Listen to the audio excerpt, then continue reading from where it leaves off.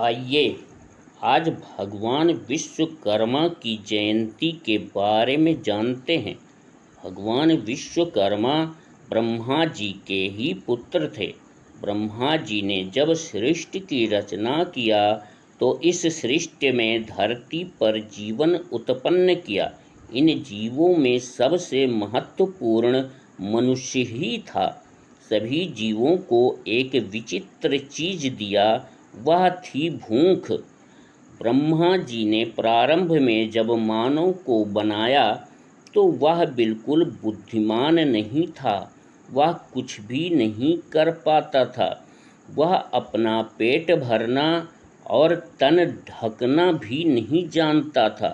यह देख ब्रह्मा जी ने धरती वासियों को बुद्धि देने के लिए सरस्वती जी को उत्पन्न किया।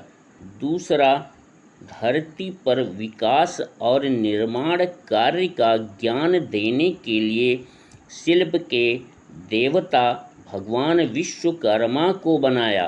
विश्वकर्मा साक्षात नारायण ही हैं। नारायण के अनेक रूप हैं। सृष्टि के कल्याण के लिए ही वह विभिन्न रूपों को धारण किया करते हैं।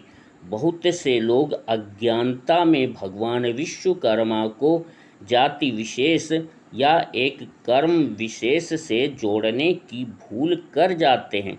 भगवान श्री कृष्ण ने कहा है, कर्म प्रधान विश्व रचि राखा, अर्थात संसार में कर्म की ही प्रधानता है। बिना कर्म किए कुछ नहीं हो सकता है। मनुष्य बिना कर्म किए विकास नहीं कर सकता है। कर्मण्येवाधिकारस्ते मा फलेषु कदाचन मा कर्मफल हेतुर्भूमा ते संगोस्तु कर्मणि। भगवान विश्वकर्मा कर्म के देवता हैं। कोई भी कार्य उसकी तकनीकी और तद अनुरूप औजारों की सहायता से ही आसानी से संभव हो पाता है। जैसे क्षत्रिय को युद्ध के लिए अस्त्र चाहिए, कृषि में औजार चाहिए, रहने के लिए घर चाहिए, पहनने के लिए कपड़े चाहिए। जीवन की हर सांस किसी न किसी कामगार के साथ जुड़ती है। इसी निर्माण और तकनीकी ज्ञान के विकास के लिए ब्रह्मा जी ने विश्वकर्मा का आविर्भाव किया था। प्राचीन काल में विश्वकर्मा ने द्वारका, श्रीलंका में रावण का महल आदि अनेक निर्माण कार्य अपने देखरेख में कराया। ऐसा उल्लेख धर्म ग्रंथों में है। भगवान विश्वकर्मा ने ही संसार को विभिन्न प्रकार के शिल्प, तकनीकी और औजारों के निर्माण का ज्ञान दिया। इसीलिए कामगारों के लिए यह पर्व बहुत महत्वपूर्ण है।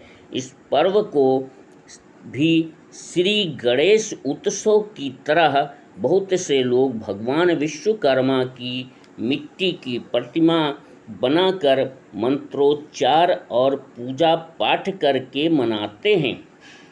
भगवान विश्वकर्मा जयंती पर सभी तकनीकी प्रतिष्ठान सजाए जाते हैं और भगवान विश्वकर्मा की पूजा विधिवत मंत्रोच्चार से होती है। भगवान विश्वकर्मा सबसे पहले अभियंता हैं। आजकल जब लोग नया व्यापार आरंभ करते हैं तो भगवान विश्वकर्मा का आह्वान और पूजन करते हैं। भगवान विश्वकर्मा के बारे में एक कहानी है, उस कहानी का आनंद लीजिए। प्राचीन काल में देवताओं और दैत्यों में युद्ध हो रहा था। देवराज इंद्र हार गए। सभी देवता पर्वत की गुफाओं में जाकर छिप गए।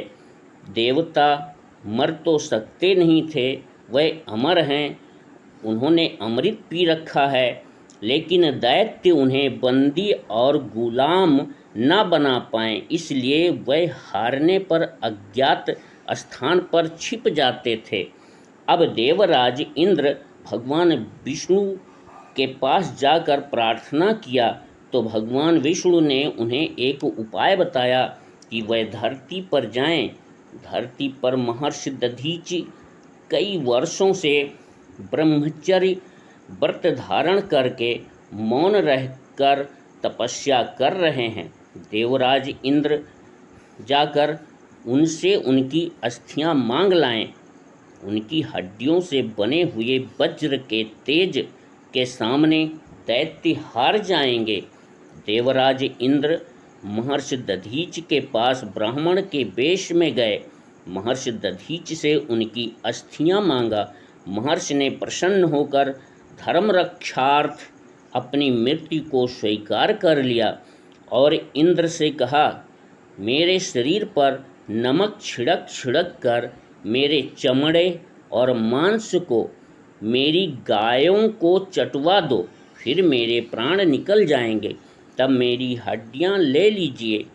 इंद्र ने ऋषि के बताए अनुसार उनकी हड्डियां प्राप्त किया। फिर उसे ले जाकर विश्वकर्मा से उसका वज्र बनवाया। उसी वज्र से दैत्यों को हराया।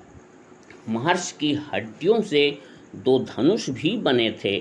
एक गांडीव जिसे इंद्र ने अर्जुन को दिया था, दूसरा पिनाक जो शिव को मिला था। शिव जी ने इसे अपने शिष्य परशुराम को और परशुराम ने अपने शिष्य राजा जनक को दे दिया, जिसे धनुष यज्ञ में श्री राम ने तोड़ा था। महर्षि की हड्डियों से वज्र बनाने के पाप के कारण हिंदू समाज भगवान विश्वकर्मा को पूज्य नहीं मानता था।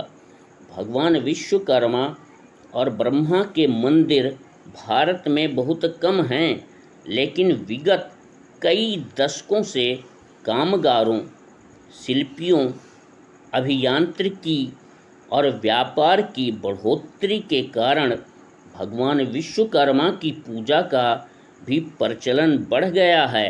भगवान विश्वकर्मा की जयंती भाद्र शुक्ल चतुर्दशी को मनाई जाती है। यहाँ एक बात बता दें, लोग चतुर्थी और चतुर्दशी को समझने में भूल कर जाते हैं। चतुर्थी का अर्थ पक्ष का चौथा दिन और चतुर्दशी का अर्थ है पक्ष का 14वां दिन। तो कहानी सुनने के लिए आप सबको धन्यवाद है। आपको कहानी में जो जो भी कमियां लगी हों कृपया कमेंट में लिख दीजिए। Please like, share and subscribe my channel. तो फिर से मेरा ये अनुरोध है, प्लीज़ मेरे चैनल को सब्सक्राइब कर लीजिए और लाइक कर दीजिए।